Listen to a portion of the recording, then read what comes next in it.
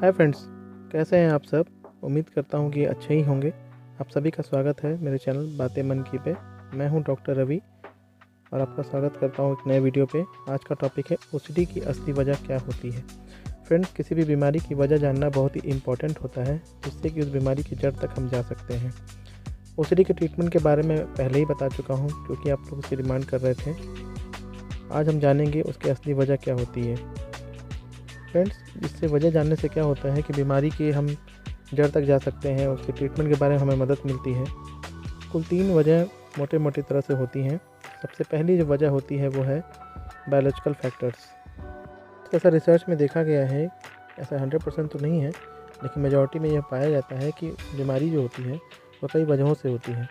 कभी बीमारी किसी एक वजह से नहीं होती है। जैसा कि हम फिज़िकल बीमारी जैसे डायबिटीज़, हाइपरटेंशन में भी देखते हैं कि बहुत सारी वजहों से बीमारी होती है।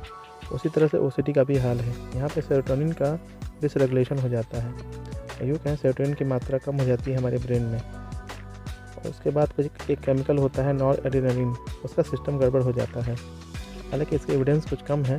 देखा गया है जो दवाइयाँ नॉरएपिनेफ्रिन को कम करती हैं वो ओसीडी को सिम्टम्स को इम्प्रूव करती हैं। अब आते हैं न्यूरो इम्यूनोलॉजी पे। ऐसा देखा गया है कि कुछ बैक्टीरिया जैसे स्ट्रेप्टोकोकल बैक्टीरिया के इन्फेक्शन से ओसीडी के चांस बढ़ जाते हैं। खासकर कि 10-15% लोगों में ऐसा पाया गया है कि ऐसा हो सकता है। फिर आते हैं ब्रेन इमेजिंग पे। इमेजिंग में जैसे आप एमआरआई, पैट या सीटी होता है, इसमें ये शो होता है कि कुछ ऐसे एरिया होते हैं ब्रेन में जहाँ ब्लड फ्लो बढ़ जाता है ओसीडी में, जैसे फ्रंटल लोब, बेसल गैंग्लिया, खासकर कॉर्डेट और सिंगुलम एरिया। फ्रेंड्स, ये जो टॉपिक मैं बना रहा हूँ ये अपनी स्टैंडर्ड टेक्स्ट बुक सिनॉप्सिस से और अपने प्रैक्टिकल एक्सपीरियंस से बना रहा हूँ, जिससे कि आपके सारे डाउट्स क्लियर हो जाएं। आप उस पर 100% विश्वास कर सकते हैं। लोग यूट्यूब पे वीडियो तो बना देते हैं, लेकिन उसका एग्जैक्ट रीज़न नहीं बनाते हैं। लेकिन आज मैं आपको सब समराइज़ करके अच्छे से बता रहा हूँ, आप सोचने पे मजबूर हो जाएंगे। ये वीडियो काफ़ी फ़नी वे में मैंने बताया है, जिससे कि आप बोर भी ना हो, अच्छे से इन्फॉर्मेशन जान लें। फिर आते हैं जेनेटिक फैक्टर पे, जो कि बहुत ही ज़्यादा इम्पॉर्टेंट होता है। ऐसा माना गया है कि जिसके घर में ओसीडी हो जाता है उसके बच्चों में बहुत ज़्यादा चांस हो जाता है ओसीडी का और अदर एंग्जाइटी डिसऑर्डर्स का। ओसीडी और एक बीमारी होती है टोरेट डिसऑर्डर, जैसा कि आपने देखा होगा रानी मुखर्जी को हिचकी में, उसका भी रिलेशन पाया गया है। दूसरा फैक्टर बिहेवियरल फैक्टर होता है। बिहेवियर, जैसे आप नाम से जान रहे हो, बिहेवियर। ओसीडी पेशेंट जो होते हैं अपने आप को बहुत ज़्यादा इंपॉर्टेंस देते हैं। अपनी चीज़ों को लेकर वो खुद थोड़ा ज़्यादा ही सेल्फिश होते हैं। ऐसा नहीं है कि दूसरों को हेल्प नहीं करते हैं, लेकिन खुद के लिए वो हर चीज़ में बहुत ज़्यादा इंपॉर्टेंस सोचते हैं। जैसे कि उनके डॉक्यूमेंट्स या अपनी हेल्थ के बारे में कुछ ज़्यादा ही सोचते हैं, ज़रूरत से ज़्यादा।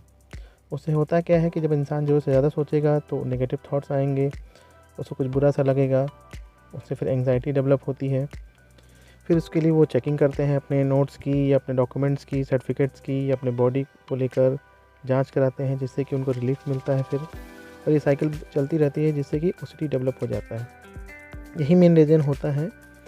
बाद में जाकर हम ईआरपी थेरेपी करते हैं, जिससे ओसीडी पेशेंट को आराम मिलता है। फ्रेंड, ओसीडी ठीक हो सकता है, लेकिन ये थोड़ा टाइम लेता है। तीसरा फैक्टर है साइकोसोशल फैक्टर। ये कुछ पर्सनालिटी भी होती है, ट्रेट्स भी होती है। इन लोगों में खासकर ये पाया जाता है कि वो लोग सिमेट्री पे ज़्यादा ध्यान देते हैं, साफ़ सफाई पे, चीज़ें जगह पे हों, सेल्फ अपने लिए कुछ ज़्यादा ही सोचते हैं, कुछ परफेक्शनिस्ट टाइप के होते हैं। और ऐसा जब नहीं हो पाता है तो चिड़चिड़े हो जाते हैं।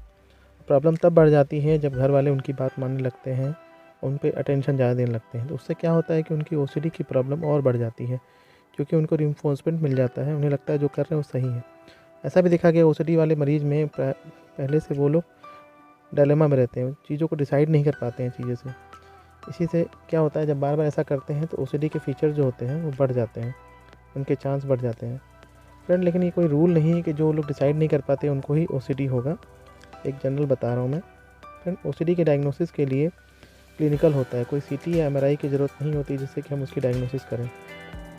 होता क्या है कि घर वाले जो होते हैं या ऑफिस में लोग उनका जोक करते हैं, लोग कहते हैं कि ओसीडी वाला पेशेंट नाटक कर रहा है या ये पागल हो गया है।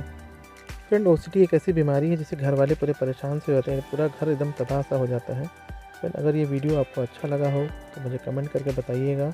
मेरे चैनल को सब्सक्राइब करिएगा। धन्यवाद।